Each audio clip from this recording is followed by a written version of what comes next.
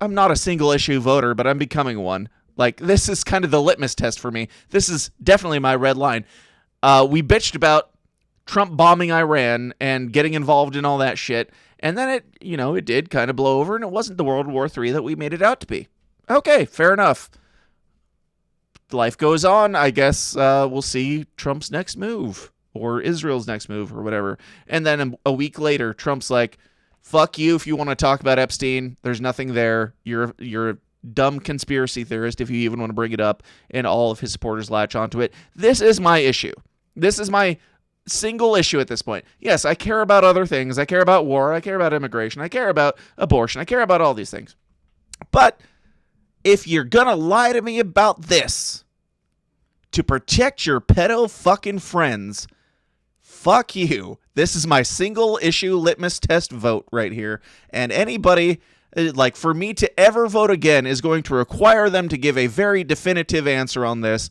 And it's going to have to be really compelling at this point, because I don't believe anybody at all who gets in the White House has our best interest in mind. And at this point, as I said a couple weeks ago, and it's getting worse as time goes on, at this point, I don't even believe there was an attempt on Trump's life. I don't. I think that he probably put something up to his ear, covered it, blood splatter, it healed up within a week. And the rebuttal that everybody brings up to that is, well, do you think they just shot an innocent guy in the crowd and then shot the shooter? Yes. Yes, I fucking do. Yeah. You remember 9/11? Yeah. I do think that they would kill an innocent firefighter in the crowd just to convince people like me to vote for Donald Trump. And I did. You're just like, I am so mad about this that I am ready to say it.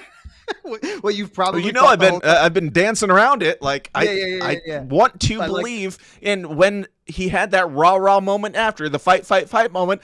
I was jazzed up. I was making T-shirts and shit. I was all about it, and I was like, Trump just won the election. This is amazing.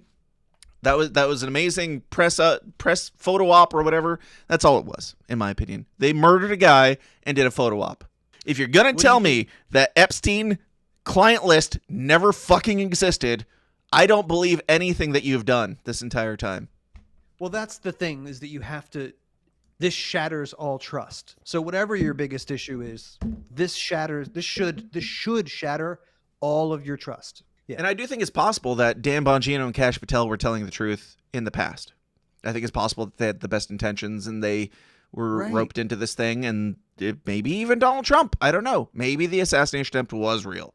But you can see the dead look in their eyes when they have to deliver the lie, as opposed to the fired up outrage that Dan Bongino had for the Epstein case, the countless times that he talked about it on his show for many, many hours. And I've seen some people be like, well, it's just communication issues. I trust them. I believe them.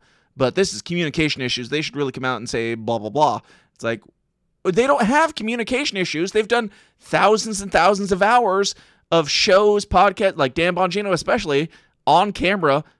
He doesn't have communication issues. That's how he built, how we're at least supposed to believe that he built his mecha empire of his show. And then when asked about this, he gets real quiet, real slunk down, real hunched over, and says, no, I'm serious. Trust me. It looks like fucking Neil Armstrong and Buzz Aldrin, the other dude who came back from the moon landing. And they're like, yep, we just went on the biggest space exploration of humankind, and we seem absolutely miserable to deliver the information that we are delivering right now.